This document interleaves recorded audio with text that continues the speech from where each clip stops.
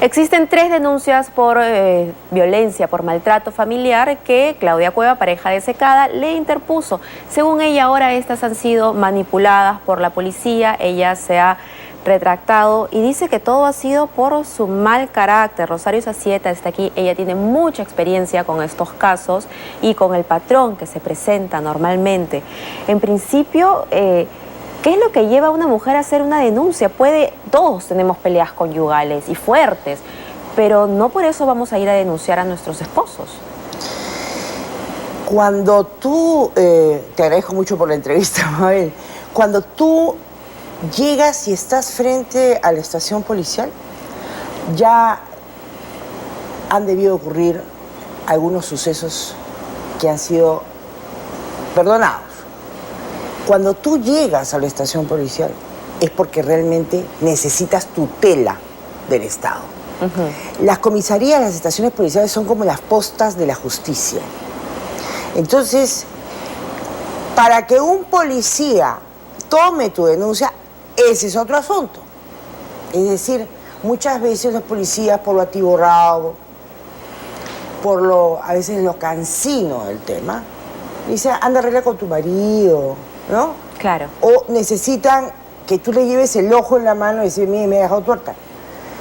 Entonces, cuando existe una denuncia policial en la cual se lee la denuncia, la denunciante firma y pone su huella digital.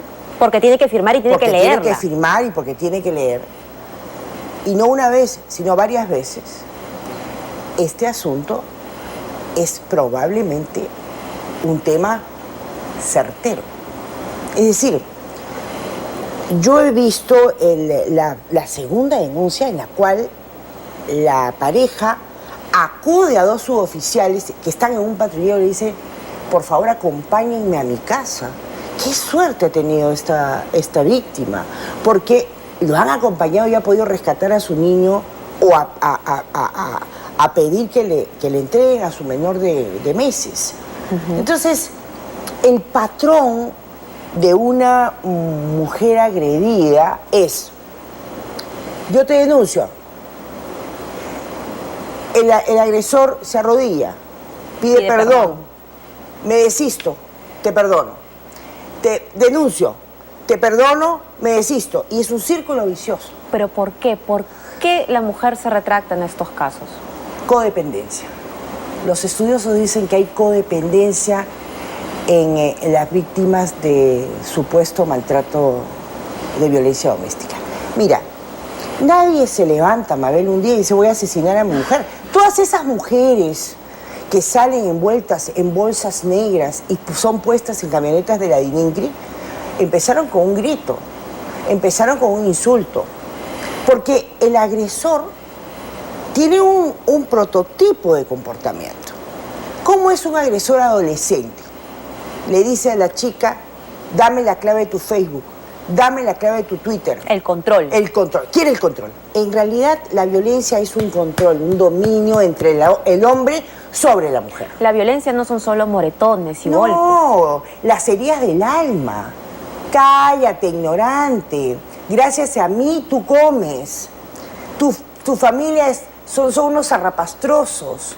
Yo estudié en una mejor universidad. Y tú no estudiaste nada. Entonces, el tema de violencia familiar va de Chacarilla a Huaycán. Atraviesa, Mabel, todos los estratos sociales y tienen el mismo comportamiento. Entonces, no estamos hablando de moco de pavo, no estamos hablando de un tema pues insignificante. Ni de 2 adolescentes. El regidor tiene 42 años, ¿no? O sea, no es un chibolo. Es una persona que tiene 42 años y que sabe lo que hace. Si él dice que no ha habido nada, si él dice, en realidad, a mí quien me preocupa es Lourdes Flores. ¿Por qué? Estoy sumamente preocupada porque yo creo que ella va a tener que reflexionar sobre qué hacer. Porque son tantos años que hemos venido luchando por un tema de defensa del género que no puede haber en este caso una solidaridad malentendida, ¿no? Pero pongámonos en la otra orilla y resulta que sí, que la versión de Pablo Secada es cierta y que su mujer es muñeca brava y que se arrebata y en cada arrebato se va pues a la policía. ¿De qué estamos hablando? Estaríamos hablando de una excepción al patrón. Y en todo caso, si hay discusiones fuertes en una pareja, es necesario trabajarlo profesionalmente. O sea, ¿qué es lo que sucede? No hay un control de emociones en casa. No puedes controlar la ira, y cuando no se puede controlar la ira, tiene que haber un tratamiento. ¿Por qué? Y aquí viene el tema. El tema va porque los niños, los menores, así tengan 5 meses, 1 año, son receptores de las violencias de los padres. Y la Fiscalía de Familia está atenta a los posibles problemas que puedan haber entre padres porque pueden dañar a los niños. Un niño tiene lo que se llama conductas disruptivas, que es tics nerviosos, se orinan en la cama, tienen terror a la oscuridad.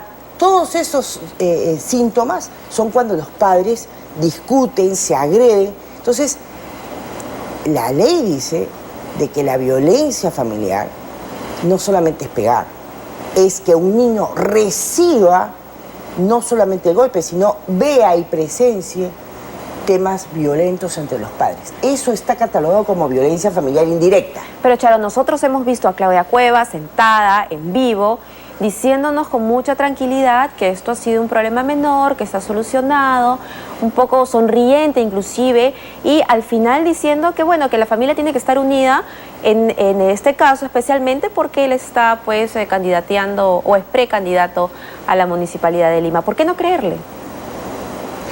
Porque no es cuestión de creerle o no creerle, sino que se entienda, y sobre todo el televidente de este programa, que la violencia familiar no es un tema privado.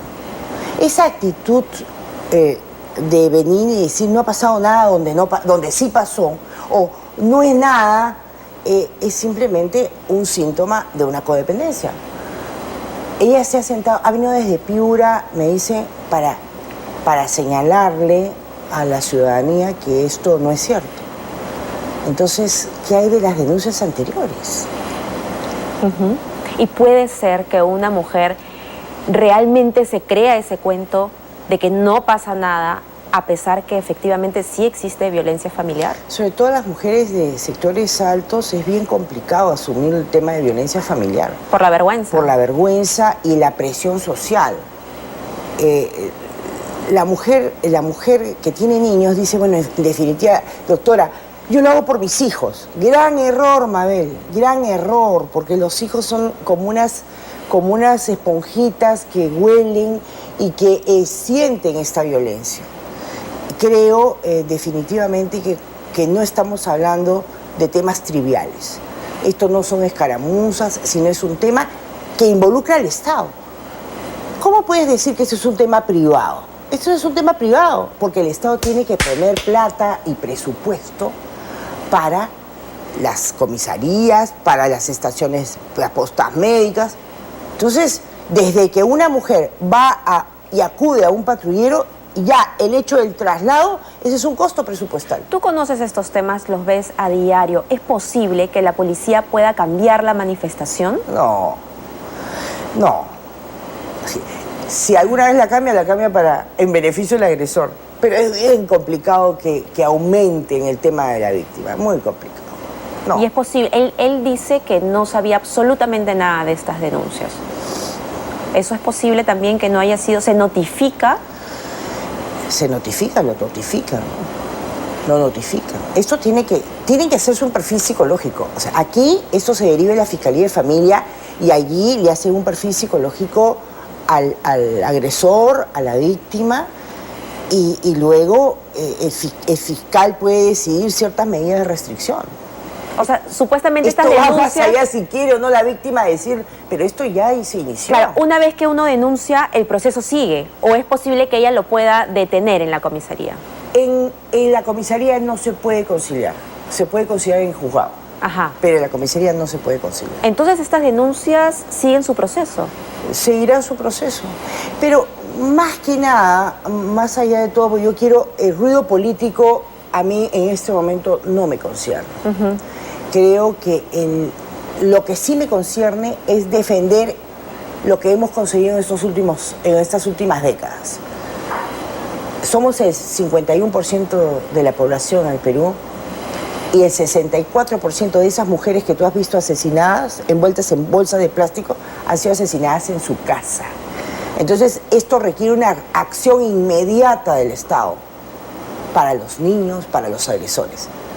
Y creo que es importantísimo que la gente asuma sus propias culpas.